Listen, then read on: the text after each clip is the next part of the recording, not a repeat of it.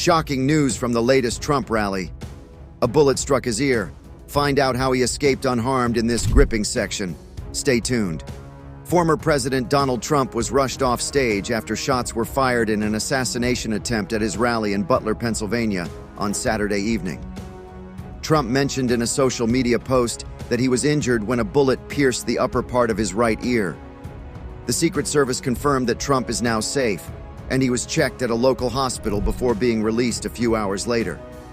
Trump's son, Donald Trump Jr., assured CBS News' Robert Costa that his father is doing fine. The U.S. Secret Service reported that 2 people were dead, the gunman and an audience member, and 2 spectators were critically injured. State police stated that the shooting victims were all men. However, their names were not disclosed. The shooter was neutralized by the U.S. Secret Service, who is now deceased. Reporters heard numerous shots as the Secret Service rushed the stage. Video captured by CBS News shows Trump touching his ear and then crouching to the ground with some blood visible on his face. Trump was taken away in a motorcade, raising a fist as he entered the SUV. Early Sunday morning, the FBI identified the shooter as 20-year-old Thomas Matthew Crooks of Bethel Park, Pennsylvania, located just outside Pittsburgh. In a late-night news conference, Kevin Rojek, special agent in charge of the FBI Pittsburgh office, declined to speculate on a possible motive, but said the authorities are investigating the shooting as an attempted assassination. A law enforcement official mentioned that there are no known foreign terrorism ties, and the suspect was not previously on the radar of law enforcement. According to multiple law enforcement officials, the gunman opened fire with a semi-automatic AR-style rifle. The ATF is tracing the weapon. The gunman fired from about 400 feet away from a shed outside the security perimeter set up by the Secret Service. Suspicious devices were found in the gunman's vehicle, and he possessed equipment capable of initiating these devices. Bomb technicians were involved in securing and investigating these devices.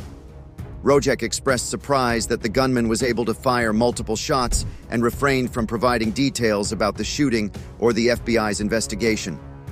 He mentioned the identification of suspicious packages around the shooter's location, prompting the deployment of bomb assets to ensure the safety of investigators. Rojek did not confirm if any such packages were found, stating that they are tracking down leads, conducting interviews, and investigating suspicious locations and vehicles related to the event. The FBI is leading the investigation with assistance from the Secret Service and state and local agencies. Pennsylvania State Police Lieutenant Colonel George Bivens commented on the difficulty of securing a public venue against a determined attacker. No Secret Service officials attended Saturday night's news conference.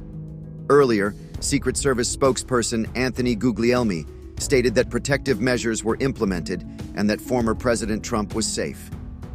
The Secret Service later released more details, confirming the suspected shooter fired multiple shots from an elevated position outside the rally venue. The agency neutralized the shooter, and Trump was checked at a local medical facility. Trump's campaign expressed gratitude for the swift action of law enforcement and first responders. Trump was later released from the hospital. On Truth Social, Trump elaborated on the incident, describing the bullet wound to his right ear and thanking law enforcement for their rapid response. A photo by New York Times photographer Doug Mills captured the moment a bullet flew past Trump's head. Representative Mike Kelly of Pennsylvania, who was backstage, recounted seeing people being hit by the gunfire. Witnesses reported seeing the gunman on the roof before the shooting started and attempted to alert officers. Madison Brooks, a close witness, described the chaotic scene and the visible blood on Trump's face. An eyewitness who performed CPR on a victim with a head wound described the severity of the injuries. CBS Pittsburgh reporter Ricky Sayer reported a medevac helicopter transporting an individual to Allegheny General Hospital, where 2 critically injured patients were later confirmed. President Biden condemned the violence, emphasizing the need for unity and the rejection of such acts. He acknowledged that more information was needed before making further comments. The White House confirmed that Biden and Trump spoke by phone. Trump's motorcade departed Butler Memorial Hospital under Secret Service protection. A Trump aide posted a video showing Trump deboarding after landing at Newark Liberty International Airport in New Jersey. Trump was scheduled to travel to his estate in Bedminster, New Jersey, and then to Milwaukee for the convention. In a statement, Biden expressed gratitude that Trump was safe and reiterated the importance of condemning violence. The Biden campaign paused outbound communications and worked to take down their television ads. House Speaker Mike Johnson announced a full investigation into the events, with Secret Service Director Kimberly Cheadle and other officials scheduled to testify. Numerous political figures condemned the attack, including Vice President Kamala Harris and former House Speaker Nancy Pelosi. Pennsylvania's Democratic Governor Josh Shapiro also condemned the violence, expressing condolences for the victims and emphasizing that political disagreements should never lead to violence. Donald Trump Jr. and other potential VP candidates expressed support and prayers for Trump and the rally attendees.